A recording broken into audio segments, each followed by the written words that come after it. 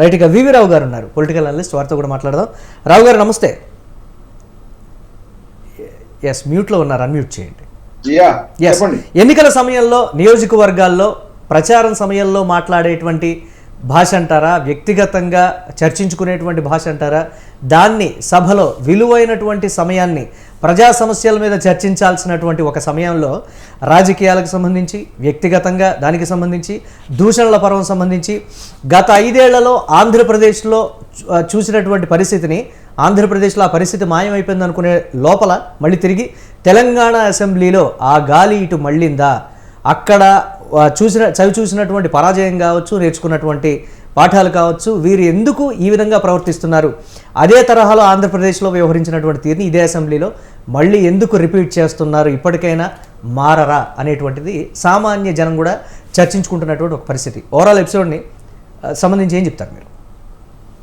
ఇప్పుడు నేను చెప్పే ముందు ఒక చిన్న నానుడి మీకు వినిపించి చెప్తాను, ప్లీజ్. సభను చూడ సభ్యులంతా భుజకీర్తులై ధరించి గంభీర స్వరమును ప్రదర్శించ మరిచి నోరు తెరవగా అనుచిత వ్యాఖ్యలతో క్షమాపణలు కోరే దుస్థితిలో ఇది సభయా, ఇది మయ సభయా అని వెనకటి నుండే మన పురాణాల్లో ఇది ఒక గొప్ప నానుడు. అయితే ఆనాడు ప్రజాస్వామ్యం లేదు, కానీ ఇవాళ ప్రజాస్వామ్యం వచ్చింది. అయినా పేరుకు ప్రజాస్వామ్యం వచ్చింది తప్పితే ఈ నాయకుల వ్యవహారాల్లో ఏమాత్రం తేడా రాలేదు. అదే మన పట్టిన దుస్థితిగా నేను భావిస్తా ఉన్నా. అంతర్గత ప్రజాస్వామ్యం లేని రాజకీయ పార్టీ ఫండ్ ట్రాన్స్పరెంట్ గా లేదు. ఏ ఒక్క నాయకుడు కూడా ఈ రోజు ప్రజానాయకుడు అని చెప్పుకోవడానికి సిగ్గు చేటుగా ఉన్న పరిస్థితిలో బీఫామ్లు ప్రజలు ఇవ్వడం లేదు. బీఫామ్స్ ఇచ్చేది పార్టీ నాయకులు ఇస్తున్నారు. పార్టీ నాయకుల మొఖాలు చూసి ఇలా ప్రజలు నమ్మి ఓట్లేస్తున్నారు. కానీ పార్టీ నాయకులు ఎలాంటి వాళ్ళను రంగంలోకి దించుతున్నారంటే ఇవాళ మనం చూసాం. గత ఆంధ్రప్రదేశ్ లో జరిగిన సభ కావచ్చు, ఇలా తెలంగాణలో జరిగిన సభ కావచ్చు. అయితే వీటన్నిటికీ కారణం ఏంటంటే చాలా సందర్భాల్లో ఇప్పుడు ప్రజలు కూడా ఎటువంటి వాళ్ళని ఎన్నుకుంటారని చెప్తున్నారు. ప్రజలు అనే వాళ్ళు చిన్నపిల్లలు లాంటి వారు. తమ యొక్క తల్లిదండ్రి చిన్నపిల్లల్ని ఏ రకంగా అయితే తమ యొక్క బుద్ధులు చెప్పి, వాళ్ళు ఒక గౌరవ మర్యాదలు చెప్పి వాళ్ళ యొక్క ఉన్నతి కోసం పాటుపడే పరిస్థితిలో వాళ్ళని పెంచుతారో, ఆ పరిస్థితిలో ఇవాళ రాజకీయాలు నడుపుకోవాల్సినటువంటి రాజకీయ పార్టీలు ఇవాళ ఏం మాట్లాడుతూ ఉన్నాయండి? ఇవాళ సభలో ఇవాళ బడ్జెట్ సమావేశంలో బడ్జెట్ విషయాలు ఎంతవరకు చర్చించారంటే అక్కడ జీరో. పూర్తిగా వాళ్ళ స్కోర్ సెటిలింగ్, రేపు రాబోయే స్థానిక ఎన్నికల కోసమో లేకపోతే ఇంకేదో వాళ్ళ లబ్ధి కోసము, అది కూడా ఏంటంటే ప్రజా సమస్యల ద్వారా లబ్ధి పొందడం కాదు, ఒక పౌరుషాలను రెచ్చపెట్టడం, ఒక ఎమోషనల్ డ్రామాను క్రియేట్ చేయడం. ఆ ఎమోషనల్ డ్రామా ద్వారా సిగ్గు చేటు అంటే సిగ్గు లజ్జ ఎలాంటిది మాకు లేదు, మేము అన్ని భరించుకొని మేము దేనికైనా సిద్ధం, పేరుకు ప్రజానాయకులం కానీ మేము మాత్రము దేనికైనా సిద్ధము, మాకు భుజకీర్తులు ఉంటే పవర్ ఉంటే చాలు దేనికైనా సిద్ధపడతాం అనేటువంటి ఒక దుస్థితిలో ఇవాళ మనం ప్రజాస్వామ్య వ్యవస్థలో నాయకులు ఎన్నుకుంటున్న నాయకులు దుర్మార్గంగా ప్రజలను ఏ రకంగా దూషిస్తున్నారో ఇది ప్రజలకు అవమానమైనప్పటికీ కూడా పరిస్థితి ఏంటంటే ఇంకా మన రాజ్యాంగ మూలాలకు అనుగుణంగా మన రాజకీయ నాయకులు మారకపోవడం, రాజకీయ నాయకుల కనుసైగల్లో పనిచేస్తున్నటువంటి వందలాది వేలాది వాళ్ళు కూడా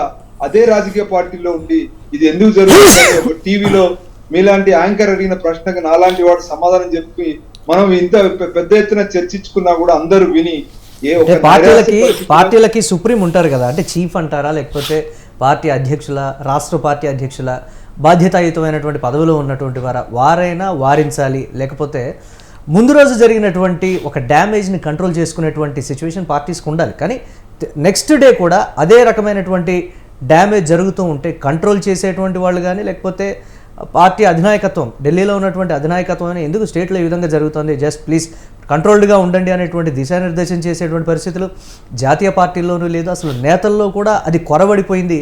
చూసేటువంటి అంటే యువతకి రాజకీయాలు అంటే ఇలానే ఉంటాయా, సభల్లో ఇలానే మాట్లాడుకుంటారా అనేటువంటి ఒకటైతే గతంలో ఆంధ్రప్రదేశ్లో చూశారు. ఇప్పుడు తెలంగాణలో కూడా అదే సంస్కృతి, ఇలానే మాట్లాడుకుంటారా అనేటువంటిది జనంలోకి వెళ్ళదంటారా? అది ఒకటండి, మీరు చెప్తున్నట్టు నిజంగా వాళ్ళ చిత్తశుద్ధి ఉందా ఇది ఇలా జరగొద్దని? వాళ్ళకి కావాల్సిందే ఇది కదా. వాళ్ళ మూలాలు ఏంటి చెప్పండి ముందు. వాళ్ళ మూలాలు నిజంగా ప్రజల్లో ప్రజాస్వామ్యయుతంగా స్వేచ్ఛగా ప్రజల్లో ఒక నీతిమంతమైనటువంటి పాలన ఇవ్వాలనేటువంటి పరిస్థితిలో ఇలాంటి నాయకులకు బీఫామ్లు ఇస్తారా? ఇలాంటి నాయకులకు ఇవ్వరు కదా. వాళ్ళు ఎంతసేపు ప్రజల బలహీనతల మీద రాజ్యం చేయాలి, ప్రజల యొక్క అమాయకత్వం మీద, ప్రజలకు తెలియని చాలా విషయాలు, రాజ్యాంగ మూలాల విషయాలు కావచ్చు, పాలన ఎట్లా పాలించుకోవాలో తెలియదు, సమాచార ప్రజలు కూడా ఇందాక వెంకటరెడ్డి గారు చెప్పినట్లు, శ్రీనివాస్ గారు చెప్పినట్టు ప్రజలు గెలిపిస్తున్నారు కదా. ఆ స్థాయిలో ఉన్నప్పటికీ కూడా ప్రజల్లో కూడా మార్పు రావాలనేటువంటి ఒక విమర్శ, వేరే ఆప్షన్ లేక నేను ఒకటి మిమ్మల్ని అడుగుతున్నాను ఈ ఛానల్ ముఖంగా. ఇప్పుడు ప్రజలు ఇలాంటి దుర్మార్గం చేయాలని కోరుకుంటారు, మీరు చెప్పండి సార్. ఏం కోరుకుంటారు ప్రజలు? వీలైనంత వరకు ఇలా ఒకవేళ కనుక ఇలాంటి దుష్పాలన ఉంటే ఇంకోరిని వెనుకుంటున్నారు కదా, ఇదే దుష్పాలన కావాలని కోరుకోరు. కానీ ప్రత్యామ్నాయం కోసం ప్రతిసారి ప్రజలు వెతుక్కుంటున్నారు. కానీ దుర్మార్గం ఏంటంటే వచ్చే ప్రతి నెక్స్ట్ వ్యక్తి ఇంకా దుర్మార్గంగా వివరిస్తున్నారు తప్పితే. ఇప్పుడు మీరు అంటున్నారు, ఇప్పుడు ప్రజాస్వామ్యంలో ప్రజలు అనే ఈ నాయకులు నిజమైనటువంటి వీళ్ళు గత రాజరిక వ్యవస్థలో లాంటి రాజులా వీళ్ళు ఎవరు? సేవకులు కదా. మన రాజ్యాంగం ఏం చెప్పింది? మేము ప్రజా సేవకులము పనిచేయమని చెప్పింది. మరి ఇది ప్రజా సేవకులు మీకోసం కూర్చున్నారా ఆ చట్టసభల్లో? ప్రజల కోసం కూర్చున్నారా? ప్రజల కోసం కూర్చుంటే ప్రజలు తిప్పుకోమని చెప్పారా? ఆయన మాట్లాడింది ఏంటండి ఇలా? వీళ్ళు మాట్లాడిన భాష ఏంటండి? నేనేమంటున్నానంటే ఆ పార్టీ కరెక్ట్, ఈ పార్టీ రాంగ్ పక్కన పెట్టండి. మీకున్నటువంటి పర్సనల్ ద్వేషాలు, మీకున్నటువంటి పర్సనల్ స్కోర్ సెటిలింగ్ కోసం మీరు అక్కడ సభ సమయాన్ని దుర్వినియోగం చేస్తుంటే చూస్తూ మనం ఏం చేయలేని పరిస్థితిలో ప్రజాస్వామ్యం 75 సంవత్సరాలు దాటిన తర్వాత కూడా ఇంకా దుర్మార్గమైన పరిస్థితికి దిగజారుతుంది తప్పితే మార్చుకోలేని పరిస్థితిలో మనం కొనసాగుతున్నాం కదా. ఈ అధికారం ఎవరికి ఇస్తున్నాం? నాయకులకే ఇస్తున్నాం. అయినా మీరు రోజు చట్టసభల్లో కూర్చొని దుర్మార్గంగా ఒక మనుషుల్లాగా కాకుండా జంతువుల్లాగా వివరిస్తుంటే మరి ఇది ప్రజలు తప్పని మాట్లాడితే మేము ఏం సమాధానం చెప్తామండి? మీకే అధికారం ఇచ్చాం కదా, మీరు మార్చుకోండి, మీరు గౌరవంగా ఉండండి అని చెప్తున్నాము. మళ్ళీ ఆ గౌరవంగా ఉండడం కోసము మీరు చేయాల్సినటువంటి పనులు మీరు పక్కన పెట్టి మీరు ఒక ఇమోషనల్ గా 2 తిట్లు తిట్టేసి ఊరికే మేము తప్పు చేసామని చెప్పి పక్కకు తప్పించుకునే దుస్థితిలో ఇవాళ మీరు చట్టసభలు నడుపుకుంటుంటే మరి ఇది ఎంతకాలం నడవాలి? ఇంకా మీరు యువతకు రానున్న రోజుల్లో యువతలకు ఏం సందేశం ఇస్తున్నారు? అంటే సభలు ఇట్లే ఉంటాయి, చట్ట రాజకీయాలు ఇలానే ఉంటాయి, ఇంకా మీ కర్మ మీరు అనుభవించండి అని చెప్తున్నారా? అదే చెప్పండి మరి, క్షమాపణ ఎందుకు? సో ఓవరాల్ గా మనం చూసుకుంటే మూలాలన్నీ మనం సభలో కనబడుతున్నట్టు, టీవీలో వారం రోజుల్లో కనబడుతున్నటువంటి ఆ డ్రామా అంతటి వెనకాల చాలా పెద్ద మూలాలు ఉన్నాయి.